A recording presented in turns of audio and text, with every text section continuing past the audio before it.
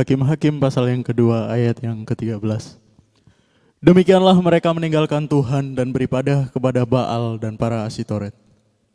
Maka bangkitlah murka Tuhan terhadap orang Israel. Ia menyerahkan mereka ke dalam tangan perampok dan menjual mereka kepada musuh di sekeliling mereka, sehingga mereka tidak sanggup lagi menghadapi musuh mereka. Setiap kali mereka maju, tangan Tuhan melawan mereka dan mendatangkan malapetaka kepada mereka, sesuai dengan apa yang telah diperingatkan kepada mereka oleh Tuhan dengan sumpah, sehingga mereka sangat terdesak. Maka Tuhan membangkitkan hakim-hakim yang menyelamatkan mereka dari tangan perampok itu. Tetapi juga para hakim itu tidak mereka hiraukan, karena mereka berzinah dengan mengikuti Allah lain dan sujud menyembah kepadanya. Mereka segera menyimpang dari jalan yang ditempuh oleh nenek moyangnya yang mendengarkan perintah Tuhan. Mereka melakukan yang tidak patut. Setiap kali apabila Tuhan membangkitkan seorang hakim bagi mereka, maka Tuhan menyertai hakim itu dan menyelamatkan mereka dari tangan musuh mereka selama hakim itu hidup. Sebab Tuhan berbelas kasihan mendengar rintihan mereka karena orang-orang yang mendesak dan menindas mereka. Tetapi apabila hakim itu mati, kembalilah mereka berlaku jahat, lebih jahat dari nenek moyang mereka, dengan mengikuti Allah lain, beribadah kepadanya dan sujud menyembah kepadanya. Dalam hal apapun mereka tidak berhenti dengan perbuatan dan kelakuan mereka yang tegar itu. Apabila murka Tuhan bangkit terhadap orang Israel, berfirmanlah ia, karena bangsa ini melanggar perjanjian yang telah kuperintahkan kepada nenek moyang mereka dan tidak mendengarkan firman-Ku, maka aku pun tidak mau menghalau lagi dari depan mereka satupun dari bangsa-bangsa yang ditinggalkan Yosua pada waktu matinya. Supaya dengan perantaraan bangsa-bangsa itu aku mencobai orang Israel, apakah mereka tetap hidup menurut jalan yang ditunjukkan Tuhan, seperti yang dilakukan oleh nenek moyang mereka atau tidak. Demikianlah Tuhan membiarkan bangsa-bangsa itu tinggal dengan tidak segera menghalau mereka. Mereka tidak diserahkannya ke dalam tangan Yosua. Oke, shalom semuanya. God bless ya. Baik, hari ini kita belajar langkah-langkah yang Tuhan tetapkan ketika kita sudah salah, ketika kita hidup dalam kesalahan. Ketika kita sudah meninggalkan Tuhan, ketika kita sudah punya Allah yang lain. Hal-hal yang di luar Tuhan yang lebih utama buat kita. Kita akan temui langkah-langkah Tuhan di sini. Salah satunya, saudaraku. Baik, tolong ditayangkan firman Tuhan. Demikianlah mereka meninggalkan Tuhan dan beribadah kepada Baal dan para Asitoret. Coba kita undur sedikit ke belakang ayat 12. Mereka meninggalkan Tuhan Allah nenek moyang mereka yang telah Mereka meninggalkan Tuhan Allah nenek moyang mereka yang telah membawa mereka keluar dari tanah Mesir, lalu mengikuti Allah yang lain. Garis bawahi mengikuti Allah yang lain. Dari antara Allah bangsa-bangsa di sekeliling mereka, garis bawahi sekeliling mereka, dan sujud menyembah kepadanya sehingga mereka menyakiti hati Tuhan. Sebelum ini mereka itu nangis. Saudaraku, perhatikan jalannya saudara dulu sebelum meninggalkan Tuhan. Kita sudah belajar di pasal pertama dan pasal kedua, di mana terjadi kealpaan, terjadi kesalahan, bagaimana bangsa Israel diperintahkan Allah memerangi bangsa-bangsa Kanaan. Oleh karena permintaan mereka, Allah tunjuk namanya suku Yehuda. Tetapi mereka menambahkannya dengan membawa suku yang lain. It's okay, Tuhan tidak masalah. Belum ada kegerangan Tuhan yang menyatakan mereka salah, belum. Tetapi apa mereka lakukan itu melahirkan kesalahan yang selanjutnya, di mana mereka memerangi bangsa-bangsa itu, akhirnya membiarkan bangsa-bangsa itu tinggal di antara mereka, menjadikan mereka budak, menjadikan mereka orang-orang rodi, budak. Persis yang mereka alami itu yang mereka lakukan. Mereka sebelumnya sejarah mereka diperbudak di Mesir. Oleh karena ketakutan masa lalu, bangsa Israel menambah-nambahkan keputusan Tuhan. Oleh karena ketakutan masa lalu, orang Israel melakukan persis sama dengan masa lalu mereka.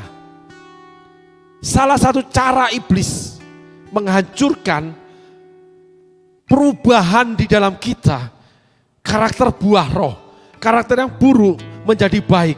Kita akan selalu dibayangi masa lalu. Dan ketakutan itu yang akan membuat kita sadar tidak sadar, kita melakukan yang sama ketika kita diperlakukan orang lain yang buruk. Sehingga ada pendapat yang mengatakan bahwa ayah memukuli anak karena ayah dipukuli oleh orang tua. Ketika ayah atau ibu mengalami masa yang buruk, anak melakukan yang buruk, dan itu terjadi termasuk anak-anak Tuhan, saudaraku. Ibu yang selingkuh, pernah selingkuh, ketika tidak dilepaskan dari spirit kuasa penguasa di udara, penguasa di udara akan nunggu kesempatan menjatuhkan anak-anaknya. Ayat firman Tuhannya, ketika Yesus di bawah Roh Kudus itu dicobai oleh iblis, iblis gagal. Tetapi iblis undur dari Yesus, menunggu kesempatan yang lain di mana iblis akan menggunakan kesempatan itu untuk mencoba Yesus kembali.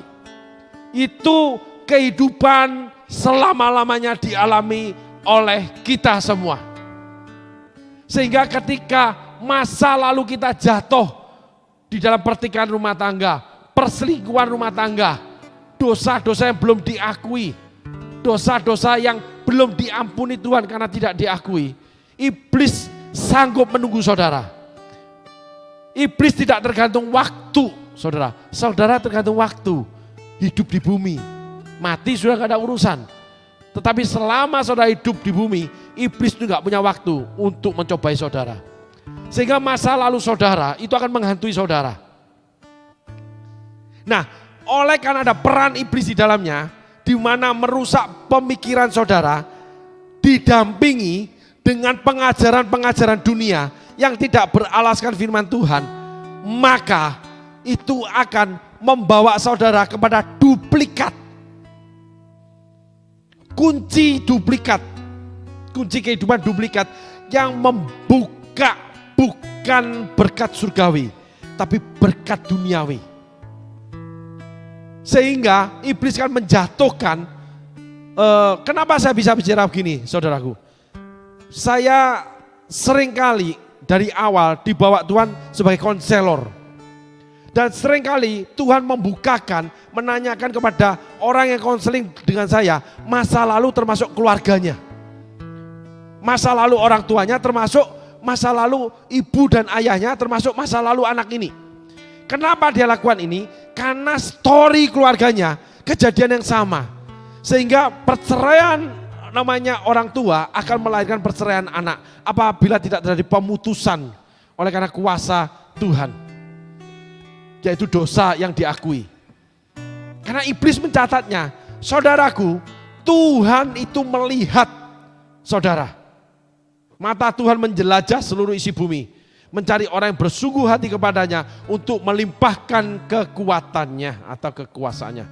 Iblis itu meletakkan barisan-barisan yang mengepung saudara dan mencatat setiap gerakan saudara. Dari nenek moyang saudara itu akan masuk. Dan itu garis keturunan. Sehingga orang tua yang punya selir, orang tua kawin 2 kali, itu rata-rata dialami oleh anak cucunya kawin 2 kali atau bercerai. Orang tua yang berselingkuh, baik ayah atau ibu, anak cucunya akan berselingkuh walaupun dia itu anak Tuhan atau hamba Tuhan.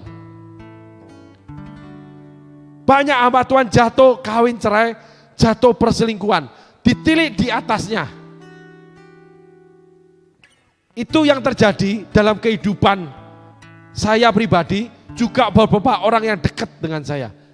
Ketika story itu diangkat sama Tuhan, kita lihat sejarah kehidupan masa lalu orang itu termasuk keluarganya, di situ terdapat satu celah iblis bermain di sana yang namanya kutuk turunan.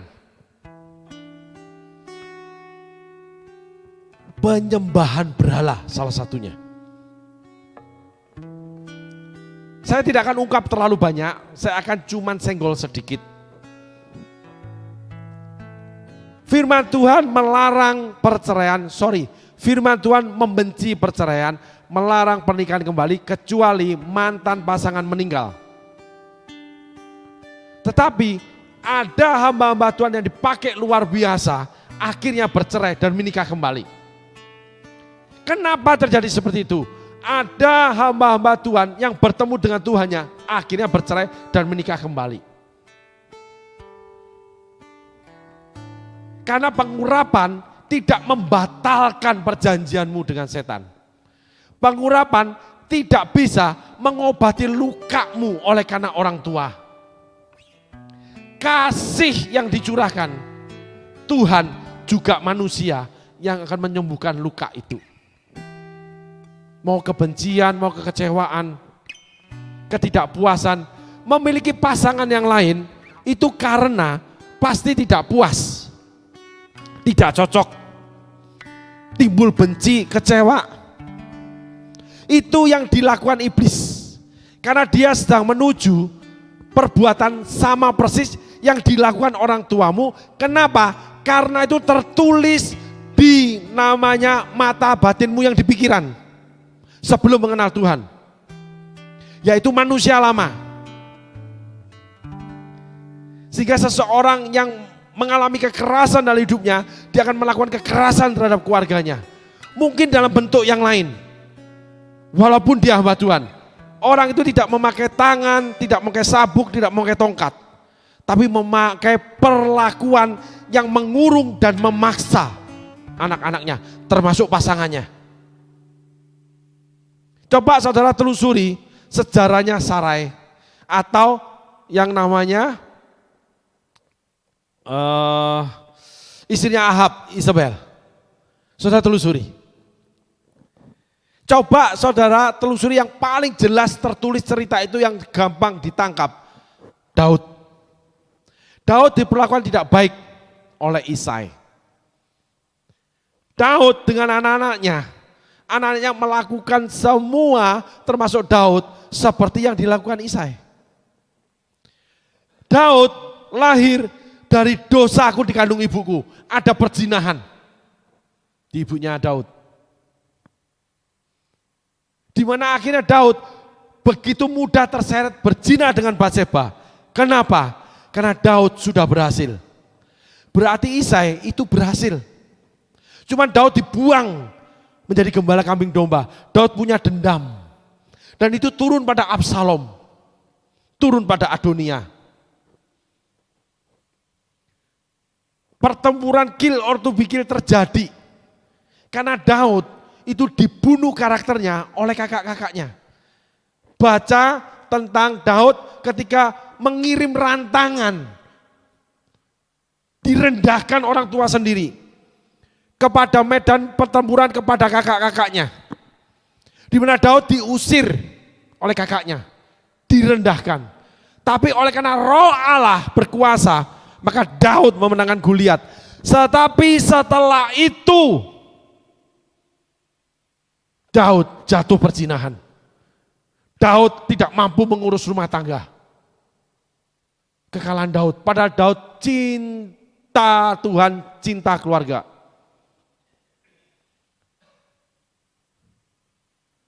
Demikian juga Abram dengan Terah.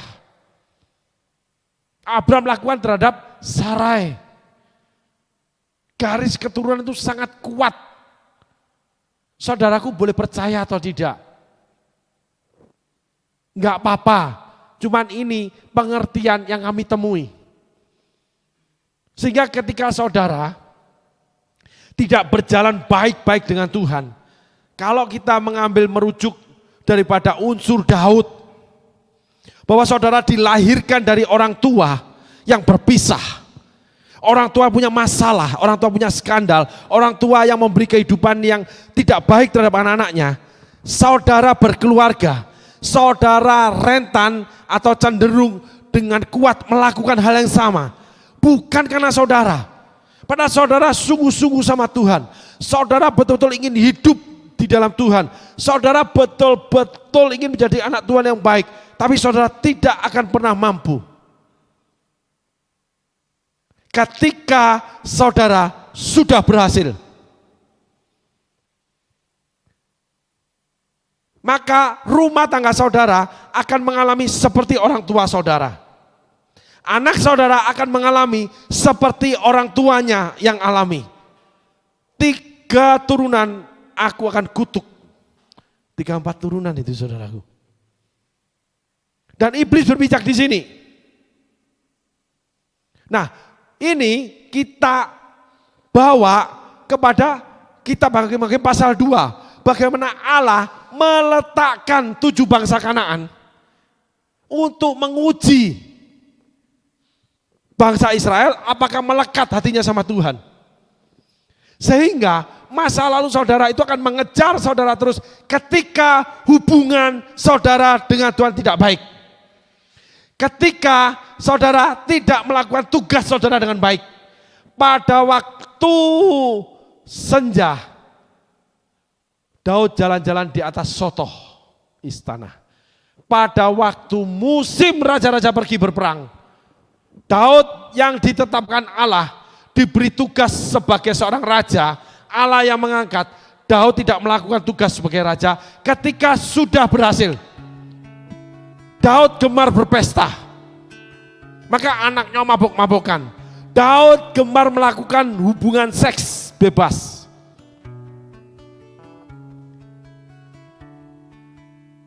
Karena anaknya yang bernama Tamar diperkosa oleh kakaknya namanya Amon. Adiknya Absalom, Tamar itu. Tamar itu bicara, aku mau sama kamu kakak. Amon itu salah satu benih unggul Daud selain Absalom, selain Adonia. Tapi kamu harus kawinin aku. Itu menyatakan bagaimana Daud berperilaku memaksakan kehendaknya. Terjadi pada Batseba. Lalu Daud bunuh yang namanya Uria. Terjadi sama Amon sama Tamar. Tamar dipaksa diperkosa walaupun Tamar mau dikawini sama kakaknya. Mungkin dia juga suka dengan kakaknya. Lain ibu. Zaman itu boleh. Tetapi Amon juga dibunuh oleh Absalom. Itu terjadi pada Daud. Dia bawa Batseba, dia curi istri orang, dia tidurin. Habis itu suaminya dia bunuh. Roh perzinahan dan pembunuhan terjadi pada keluarga ini. Karena Daud dikandung dari dosa ibunya. Dan Daud mengalami kekerasan ayahnya, lalu mengalami bullying dari kakak-kakaknya. Daud aman. Ketika 13 tahun pertama dia dikejar-kejar Saul dari umur 17 tahun sampai umur 30 tahun. Daud melakukan hal yang benar di hadapan Tuhan ketika susah. Justru ketika saudara diproses Tuhan, mengalami kesusahan, di situ saudara itu aman dari pengaruh buruk, daripada kutuk turunan termasuk pengendalian setan untuk kutuk turunanmu. Itu aman. Daud aman saudaraku. Kalau kita merujuk kisah Daud. Daud aman. Tapi ketika sudah berhasil menjadi raja, Daud timbul kesombongan. Persis seperti kakak-kakaknya melecehkan orang lain. Apakah enggak spirit yang sama itu? Dia diperlakukan, dibullying, dilecehkan oleh kakak-kakaknya. Kamu enggak tahu enggak ini pertempuran, kamu anak kecil, kamu harus menyingkir pulang. Terbunuh nanti kamu. Tapi oleh karena pengurapan Roh Kudus, berkuasa ada Daud, Daud bangkit. Tapi tidak meluputkan Daud loh, melakukan hal yang jahat. Spirit yang sama Daud lakukan terhadap Uria yang setia. Spirit yang sama terjadi pada Amon, Tamar, dan Absalom. Termasuk Adonia. Inilah yang kita harus pelajari, saudaraku. Bagaimana pentingnya kita melakukan panggilan Tuhan atas hidup kita. Daud tidak melakukan panggilan hidupnya dari Tuhan sebagai raja, yaitu ditulis pada waktu musim raja-raja pergi berperang. Daud jalan-jalan di atas sotoh, kemalasan rohani, kemalasan melakukan tugas sebagai orang tua, kemalasan tugas sebagai seorang suami, seorang istri akan menjatuhkan saudara ke dalam tangan setan ketika saudara sudah berhasil. Kesombongan dalam keberhasilan akan membuat saudara malas. Di situ saudara akan jatuh. Yang Alkitab kita bagi-bagi bilang, Tuhan yang serahkan, kamu akan dirampok. Nah, Daud jalan-jalan di atas sotoh. Lalu dia lakukan terhadap Batseba. Daud sudah kenal Tuhan, sudah tanda kutip dimenangkan Tuhan, sudah dikirim 30 tua-tua, sudah dan sudah semuanya. Daud sedang dalam kemenangan besarnya Allah. Tapi iblis menyusup. Persis yang dilakukan keluarganya, persis yang dialami Daud sebagai anak perzinahan. Itulah yang ditulis di Alkitab kita bagian perzinahan. Iblis akan tebarkan itu dalam keluargamu. Sehingga ibu yang lahir daripada orang tua yang tidak benar hubungan suami istri, dalam bentuk apapun, menikah kembali, selingkuh, itu spirit akan mengikuti, itu akan dipegang oleh iblis untuk ditembakkan kepada kamu. Ketika kamu yang pertama tidak melaksanakan tugas yang dari Tuhan dalam hal apapun, sebagai apapun di bumi, termasuk ketika melayani Tuhan, bagianmu tidak kamu lakukan, kamu akan ditembak jatuh sama iblis. Kalau merujuk kita Daud. Yang kedua, keturunanmu akan diobrak-abrik, dihabisi iblis. Walaupun Daud bertobat. Ketika Nabi Nathan datang, ketika Batseba hamil, Uria sudah mati. Allah yang mengucapkan hukuman, pedang tidak akan lari dari keturunanmu dan anak ini akan mati. Kamu melakukan dalam gelap, sembunyi-sembunyi, aku akan jatuhkan hukuman. Kamu akan diperlakukan di dalam terang-terangan. Selir-selir Daud ditiduri Absalom di atas sotoh. Daud pertama kali melihat di atas sotoh, istri-istrinya, gundik-gundiknya ditiduri oleh Absalom di atas sotoh. Apa yang kamu tabur akan kamu tuai. Hati-hati saudaraku, hidup ikut Tuhan, hidup dalam kekristenan, kalau saudara dibawa Tuhan kepada hukum-hukum yang lain, itu akan saudara tahu bahwa saudara harus bergantung sepenuhnya sama Tuhan. Saudara tidak akan berani menambahkan, apalagi meninggalkan, melalaikan panggilan saudara. Karena kita ambil satu kitab aja, selain kitab Ahab, kitab yang namanya Adam dan Hawa, kitab Daud, kisah Daud. Kita tahu perjalanan Daud, anak perzinahan, dia melakukan perzinahan. Ketika dia sudah berhasil dan tidak melakukan tugas panggilannya dalam kehidupan dia. Amin saudaraku. Mari hari ini kita belajar. Kita boleh dari keturunan yang lalu, dari orang tua yang buruk. Tetapi ketika kita sudah mengikut Tuhan, ada satu hal, iblis akan kejar kita, akan mengalami hal yang sama dan melakukan hal yang sama, termasuk keturunan kita. Semua itu akan dapat meloloskan kita ketika hati kita melekat kepada Tuhan. Dengan melekat kepada Tuhan, otomatis kita melakukan tugas-tugas kita yang Tuhan berikan di dalam kehidupan kita sampai kita dipanggil pulang. Amin saudaraku. Tuhan Yesus berkati. Terima kasih.